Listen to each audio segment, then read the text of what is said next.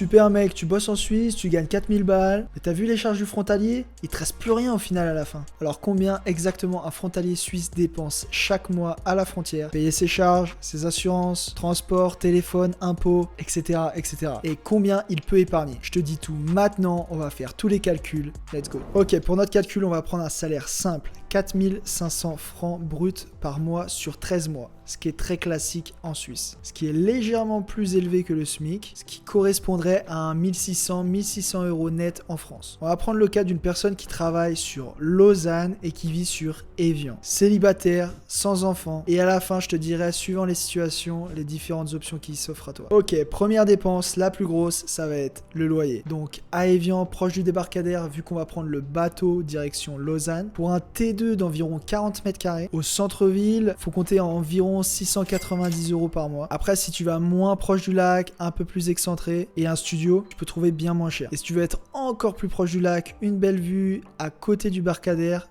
compte 1000 € par mois. Donc là, on va arrondir à 700 € par mois, charges comprises. Ensuite, la deuxième dépense, ça va être le bateau de la CGN. Donc on va regarder tout de suite. Donc ça te revient à 290 francs par mois ou 2574 francs si tu payes à la... Donc on va prendre le prix au mois plus les frais de change. On est aux alentours des 300 €. Ok, troisième dépense, ça va être ton assurance maladie du frontalier. Donc ici, tu as deux options. Soit l'option CMU française, soit l'Alamal en Suisse. Je te ferai une vidéo à ce sujet pour plus d'infos. Si ton objectif est de rester moins de 2 ans en Suisse, la CMU en France est souvent la bonne solution, car tu vas payer sur l'année N-2, donc 2 ans avant que tu travailles en Suisse. Donc les 2 premières années, tu vas très peu payer si tu as eu un petit salaire en France. Donc on va être aux alentours des 50-80 € par mois. Et après, on va monter progressivement à plus de 150 € par mois si tu dépasses les 2 ans. Et si tu choisis l'option l'Alamal en Suisse, tu paieras un forfait. Donc là, exemple en 2024, on est à 189 francs par mois pour une couverture en Suisse et en France. On va arrondir à 200 € par mois pour le change. Ok, quatrième dépense, ton forfait de téléphone. Donc là, on va voir directement, tu as le forfait Orange qui est valable pour la Suisse à 16,99 € pour 6 mois, puis à 31 €. Donc on va prendre le prix sans la réduction pour notre exemple. Ok, autre dépense, tout ce qui est frais de nourriture, assurance voiture, mutuelle, abonnement de salle de sport, etc.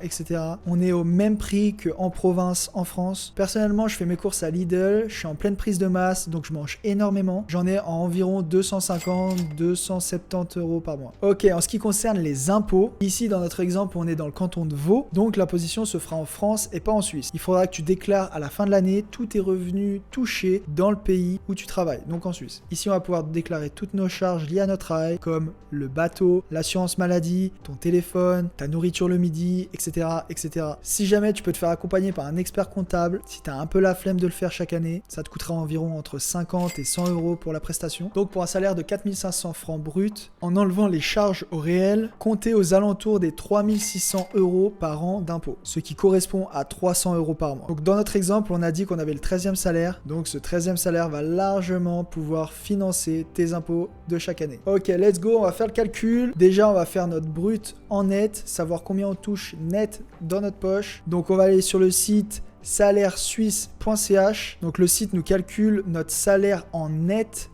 si on bosse sur Genève, mais on peut le faire même si on bosse dans le canton de Vaud. Donc je te montre comment faire. Donc on remplit tous nos données et là ça va nous donner notre salaire en net si tu bosses sur Genève, donc avec l'impôt à la source. Donc nous, on va enlever cette donnée parce que nous, on va payer nos impôts en France, donc c'est pas à la source. Donc là, ça nous donne 3938 francs net, soit 4140 € avec le cours actuel. Donc plus ça, on rajoute le 13e salaire lissé sur l'année, on est à 345 € par mois. Donc on est à 4485 € net par mois. Ok, let's go. Maintenant, on va retirer toutes nos charges qu'on a vues juste avant. Donc, on récapitule tout pour notre célibataire à Évian qui travaille à Lausanne. On a 700 € de loyer, 300 € de bateau, 200 € d'assurance, 31 € de téléphone, 300 € d'impôts. Ça fait un total de 1531 € de charges pour notre frontalier. Donc, 4435 € moins 1531, ça fait 2954 €. À ça, t'enlèves ton lifestyle. Donc, on a vu environ 250 € de bouffe chaque mois. Avec un peu de kiff, tu peux mettre largement, comme tu peux le voir, 1500 à 2000 € de côté chaque mois. Soit un total de 26 400 € par an de côté